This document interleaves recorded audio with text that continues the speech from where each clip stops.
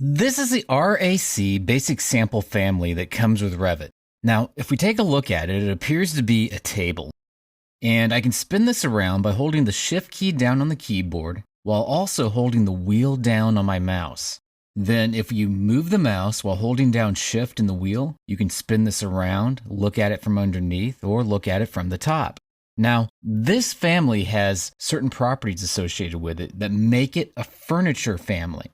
And we can find that underneath the Create tab on the ribbon, and it will be Family Category and Parameters.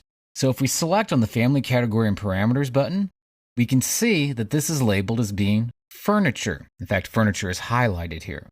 This list shows all the different kinds of families that this piece of furniture could be. So even though it's not specifically called a table, it is called a furniture. If, on the other hand, we wanted to call it something else, all we would need to do is highlight that other thing here on the list, and it would become that kind of object when it comes to scheduling it, as well as some of the default properties that are associated with it. So, for example, if I wanted this to be part of the Furniture Systems category instead, I could just highlight on that, and then it would schedule as being a furniture system. If I move up here and select on Doors, it's going to give me a warning message, but it's going to say that this is a door now. And if I would click on OK, insert it into my project, it would register as being a door object instead of a piece of furniture. So if you ever download a family off of an online resource, or you have somebody in your office who doesn't really know how to create Revit families, you load that into your project and then you can't find it anywhere, there's a very good chance that what has occurred is that here in the Family Categories and Parameters, it's been mislabeled as the wrong kind of object.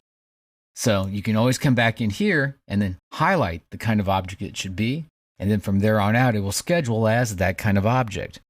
Now, a couple other things to know about are these family parameters down below this list. 3 things in particular. One is work plane based. What this means is that if you have a work plane and you want to draw along the work plane, if there's a check mark in work plane based, then this can be at an angle or any place where that work plane is at.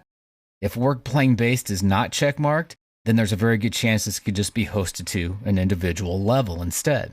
Always vertical? Always vertical means that it is always going to be straight up and down.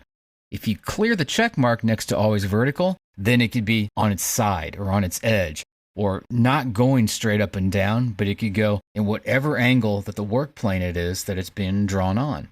Then there's also a checkbox down here called Shared. Now, shared is kind of important because if it's shared, it means that it can be scheduled, particularly if it's embedded inside of another family.